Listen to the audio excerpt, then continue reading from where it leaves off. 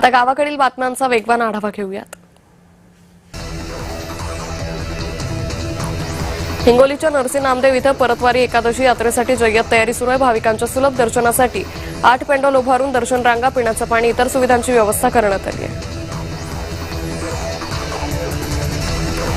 उपमुख्यमंत्री सुनेत्रा पवार बारामती दौऱ्यावर आहे। मोरगाव इथे ठिकाणी पुणे जिल्हा परिषद सदस्य रोहिणी कदम यांच्या जनसंपर्क कार्यालयाचं उद्घाटन त्यांच्या हस्ते पार पडलं। उपमुख्यमंत्री सुनेत्रा पवारांनी बारामतीतील मोरगाव येथील मयुरेश्वराचं दर्शन घेतलं। यावेळी त्यांच्या हस्ते पूजा संपन्न झाली। सुनेत्रा पवारांनी दिवंगत नेते अजितदादा पवार शासकीय आयुर्वेदिक महाविद्यालयाची पाहणी केली। महाविद्यालयातील मुलीच्या वसतिगृहातील परिसरात सीसीटीव्ही कॅमेरे लावण्याच्या सुनेत्रा पवारांनी अधिकाऱ्यांना सूचना दिल्या। मालेगावमधील छत्रपती शिवाजी महाराज कृषी विज्ञान संकुलात प्रयोगशाळेचं हस्तांतरण सोहळा उत्साहात पार पडला। या उपक्रमामुळे शेतकऱ्यांना माती आणि पाण्याची जलद तपासणी करून शेतीसाठी मार्गदर्शन मिळणार आहे। पावसानं उसंत घेतल्यामुळे रायगडचा अलिबाग समुद्र किनारा पर्यटकांनी बहरलेला पाहायला मिळाला। मुंबई पुण्यासह राज्याच्या विविध भागातून पर्यटक अलिबागमध्ये दाखल झाले।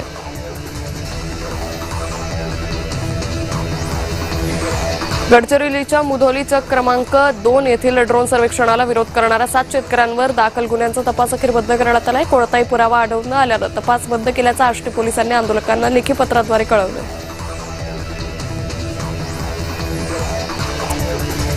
नाशिकमधील नांदगाव नगर परिषदेच्या सर्व शाळांच्या स्वच्छता आणि सुरक्षेवर कडक भूमिका घेतली आहे। नगराध्यक्ष सागर हिरे यांच्या अध्यक्षतेखाली झालेल्या बैठकीत सर्व शाळांना शौचालय दुरुस्ती स्वच्छतेसाठी 1 महिन्याची मुदत दिली आहे। जळगावातील खडकदेवळा बुद्रुक जवळ चक्क झाडावर बिबट्या चढला। बिबट चढल्याचा व्हिडिओ व्हायरल होत असून शेतकऱ्यांमध्ये भीतीचं वातावरण आहे। धाराशिवमध्ये अटल घनवन योजनेला तणनाशकाचा फटका बसलाय। तणनाशकांच्या फवारणीमुळे अनेक झाडं जळाल्याचा आरोप वृक्षप्रेमींनी केलाय। जळगावमधील कालिका माता मंदिर चौकात शिवसेनेकडून स्वाक्षरी मोहीम राबवण्यात आली। कालिका माता चौकात उड्डाणपूल उभारण्याच्या मागणीसाठी मोहीम राबवली। बीडमध्ये राष्ट्रीय समाज पक्ष युवा जोडो संकल्प अभियान युवा संवाद बैठक पार पडली। बीड जिल्हा राष्ट्रीय समाज पक्ष या ठिकाणी स्वतंत्रपणे निवडणूक लढवणार असल्याचा निर्णय बैठकीत झालाय। 2 दिवसांच्या विश्रांतीनंतर गोंदियात पावसानं तुफान बॅटिंग केली आहे। पावसामुळे शेतकरी सुखावलाय।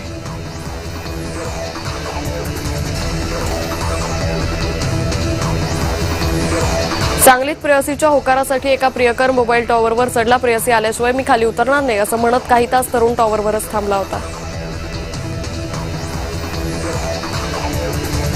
हिंगोलीत शासकीय सोयाबीन हमीभाव केंद्र चालकाकडून शेतकऱ्यांची लाखो रुपयांची फसवणूक झाल्याचा प्रकार आहे। हमीभाव केंद्रात सोयाबीन विक्री करून 8 ते 10 महिने झाले तरी शेतकऱ्यांना पैसे मिळाले नाहीयेत। अहिल्यानगरमधील पालिका कर्मचारी धीरज परदेशीचे आमदार अर्जुन खोतकरांनी भेट घेतली। कर्मचाऱ्यांची काही अज्ञात हल्लेखोरांनी प्राणघातक हल्ला केला होता।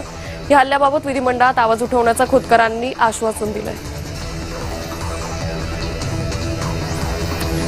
जळगावच्या विदगाव येथील तापी नदीच्या पात्रात कार कोसळली। सुदैवाने या अपघातात मोठी जीवितहानी टळली असून 3 ते 4 जण किरकोळ जखमी झाले।